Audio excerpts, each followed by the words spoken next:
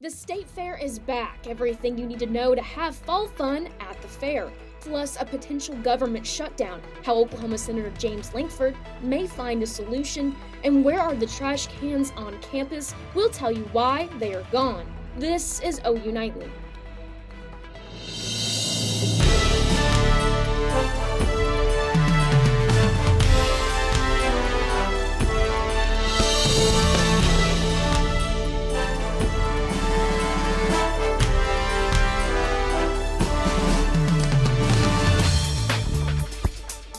Thanks for watching OU Nightly. I'm Ireland Fitzer. And I'm Morgan Martin. We begin tonight with some of that cloud coverage outside. I know it's been cooler out there. I know I had my umbrella ready. Same, and my rain boots. Carlin McCreary, our OU Nightly meteorologist, joins us live from campus. Carlin, how is it out there?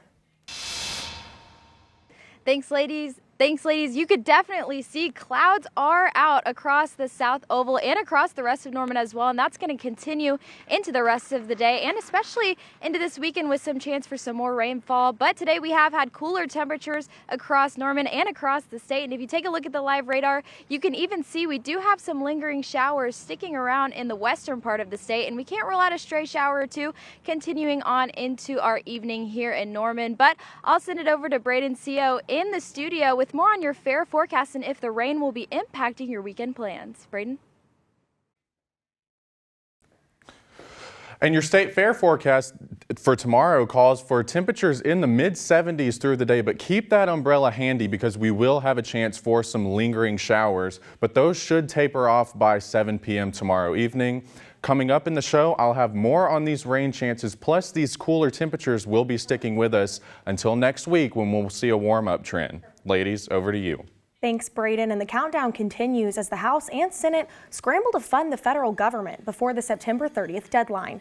Oklahoma Senator James Lankford introducing the Prevent Government Shutdowns Act of 2023, preventing future shutdowns. We have government workers that are not getting a check. We have chaos across the country as people can't call federal agencies. It actually spends more taxpayer money than it saves by a far amount. And the act suggests politicians must stay in office until bills are passed for the sake of federal employees and American citizens.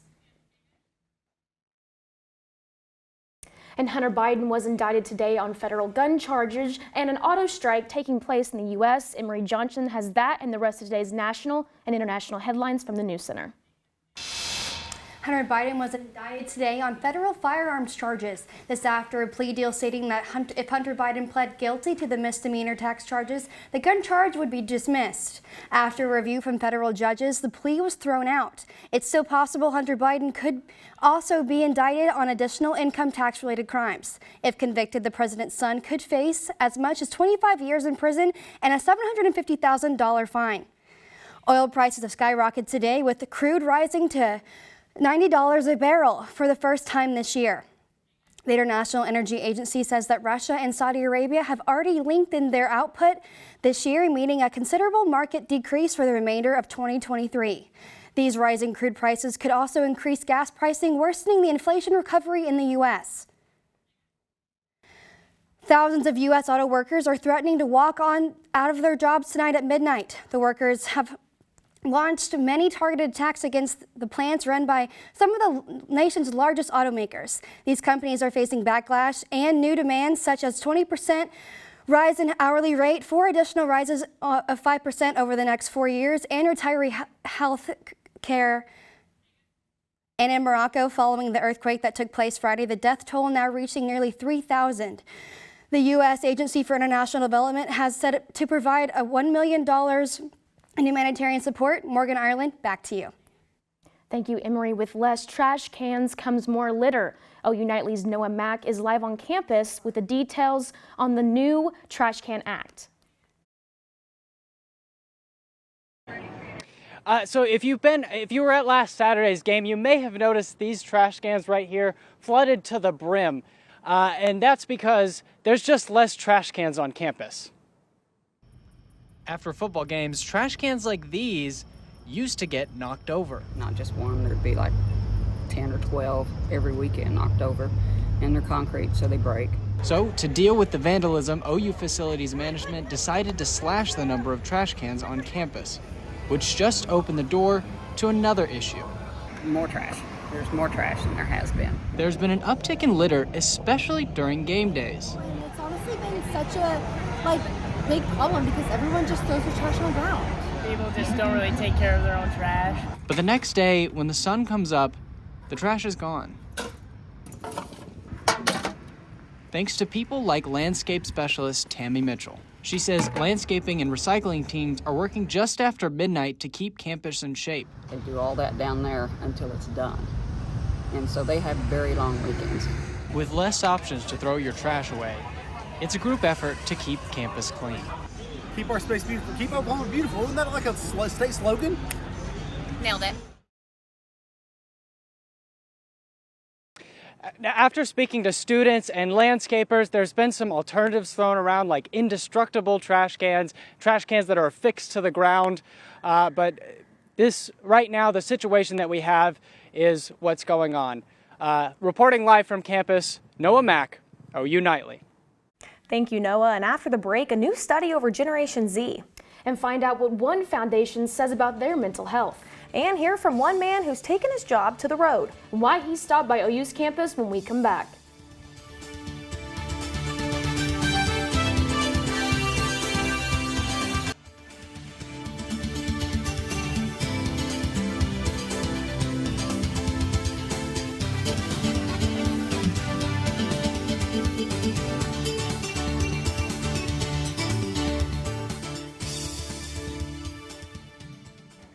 And it's the first day out there for the Oklahoma State Fair. I know Oklahomans are excited.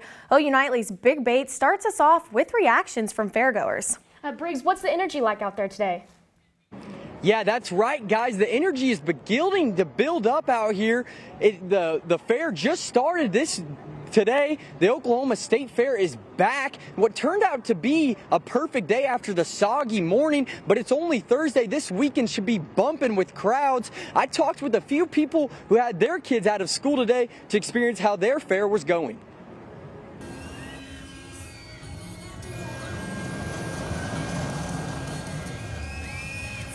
The roar of rides, kids screaming, and the smell of fried food is what brings joy to Oklahomans every year. The Oklahoma State Fair is back once again, and people have been marking off this day for a long time. We've actually had it on our calendar for a while and just to look forward to the day. We couldn't ask for better weather, honestly, and it's just such a fun place to come with the family to go on all different kinds of rides, some for just them, some for all of us, and the squeals and laughter are just memories that we talk about from today till we come back again. Not only are the children making memories that will last a lifetime, but even the parents are reliving their childhood as well. Yeah, it's great to get the kids and the family out here. You know, I grew up out here. Coming out here is always fun. You get to get out of school and, yeah, bring the kids out, especially on a great weather like today. Yeah, and it's only Thursday. The State Fair is open all the way until not this weekend, but next weekend, Sunday is the final day. Be sure to grab those tickets. Come get a big plate of fried food. I myself might have to try one of those Indian tacos. Back to you guys at the desk. Thank you, Brig. And we have some good news tonight for cancer patients. Darian Curry has that and more in today's Health Beat. Moderna is now producing mRNA-based cancer vaccines. These vaccines direct cells to produce copies of target proteins, and this can help cancer patients. Moderna CEO Stéphane Bancel says it will help fight cancer directly. And natural disasters are occurring across the world, and it's important to know how to prepare. For natural disasters, it's critical for nursing homes to have a pre-preparedness plan. Dr. Sutherland of Wexner Medical Center says it's important to have an emergency kit with water, food, a first aid, and more. Experts also say to know where the nearest shelter is. And a global study from the global analytics and advice firm Gallup and Walton Family Foundation says less than half of Gen Z Americans ages 18 to 26 are thriving in their lives.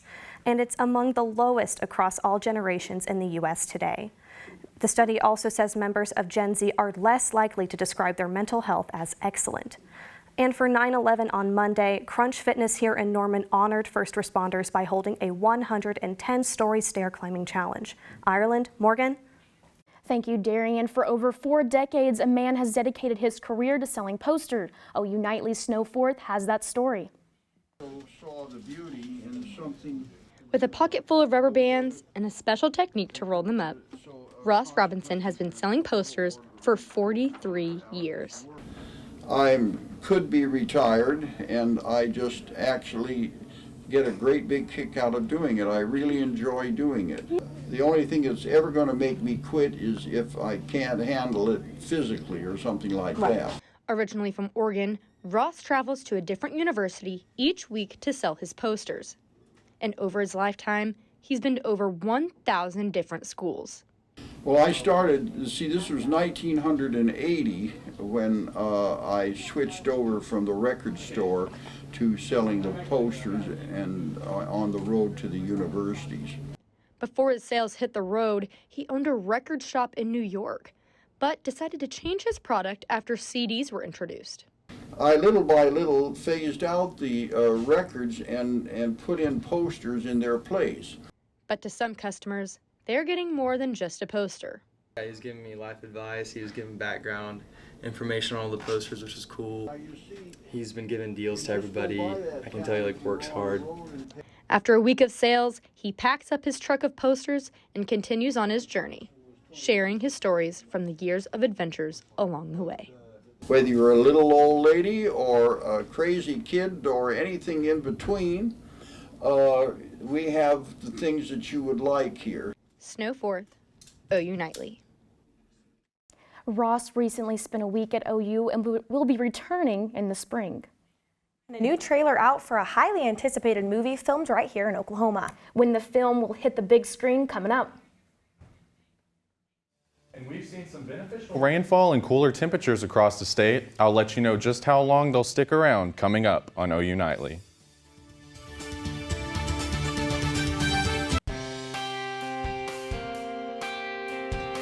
Welcome back to OU Nightly. Here's a live look right now across our campus. You can see these cloudy skies are sticking with us as we've had some rain showers move across the area earlier today.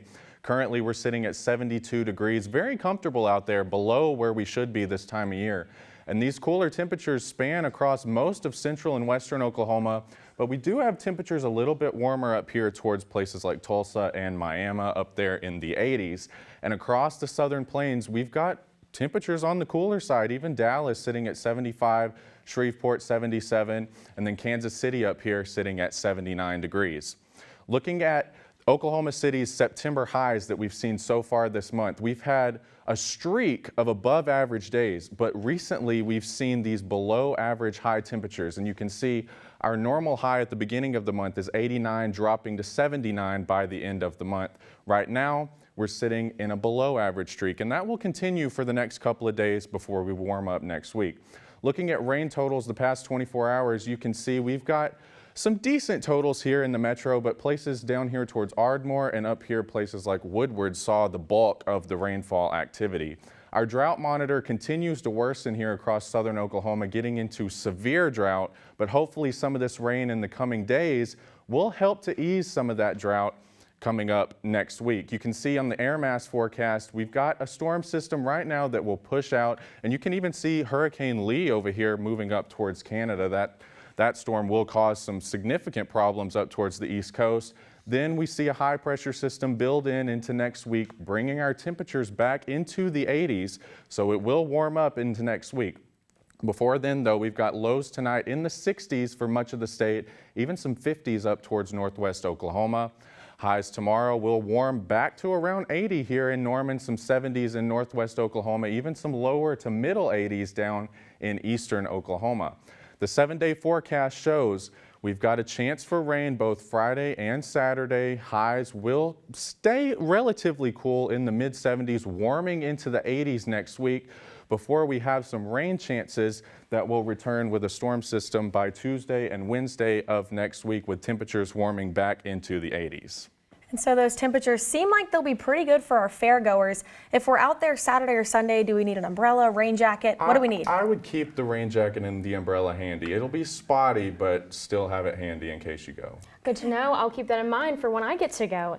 And films are counting down the days till Martin Scorsese's latest blockbuster hit, filmed in the Sooner State, is here. Killers of the Flower Moon tells the tale of the state's oil boom and the vicious Osage murder that followed. And with politicians hoping these big names are attracting more filmmakers to the state and the Filmed in Oklahoma Act. And a new trailer released today is building excitement for the film, which debuts next month. And an OU coach is now raising new drama. OU Nightly Star brings us who said what and how it affects OU. Ireland, we'll get to that later, but speaking of football, OU travels to Tulsa this weekend, and I'll tell you about OU football's surprising trend on the road. Sports is next.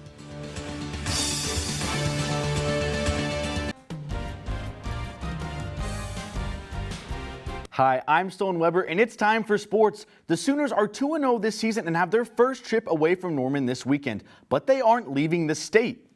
OU heads to Tulsa for the first time since 2014, and since 2020, the Sooners are just 6-6 on the road. OU head coach Brent Venables knows that record needs to improve. I don't know if it's a different value. It's certainly a great opportunity for us to play. We're going to play on the road. At least we're playing in state, so we have a lot of people that love the Sooners have an opportunity to watch us play. It's good for the pageantry of college football, you know, playing each other in state.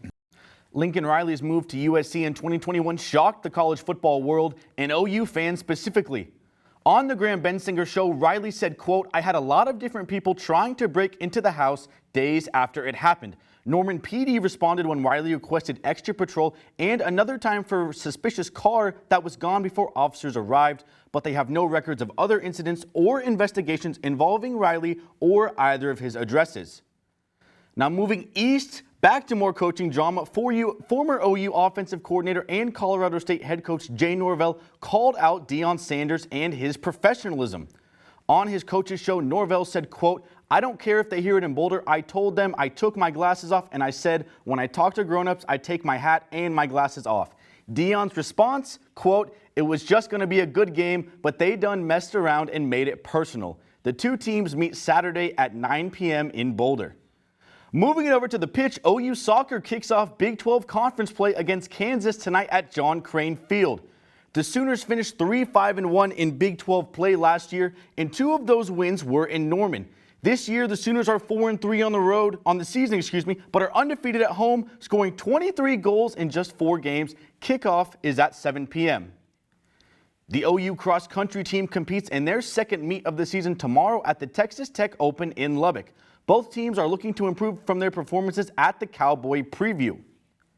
And Thursday Night Lights heads to Norman as the Tigers welcome last year's 6A Division II champs Stillwater High School. Stillwater won last year's battle 36-33.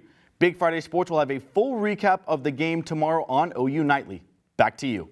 Thanks, Stone. And coming up, what the Oklahoma City skyline is doing ahead of one pop star's arrival to the Metro. When we come back, find out when the singer will take the stage.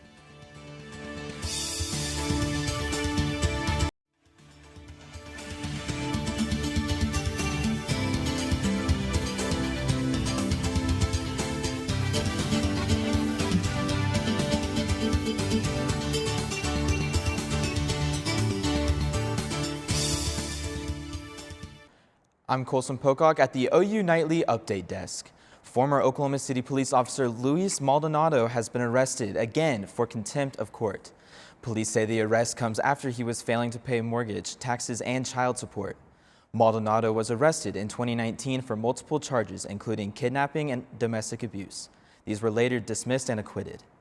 Ireland, Morgan, back to you in the studio. Thanks, Colton. Following her performance at the VMAs, Olivia Rodrigo announced her Guts World Tour Wednesday morning. And take a look at the purple skyline from last night in Oklahoma City following that announcement. The purple structures included the Gardens Crystal Bridge and Paycom Center, where the tour will include a stop in July of 2024. And if pop music isn't your cup of tea, Adam Sandler also announced his own tour today that will be making a stop at the Paycom Center in December. And Braden CEO joins us with one last look at the forecast. Braden, what's it look like out there?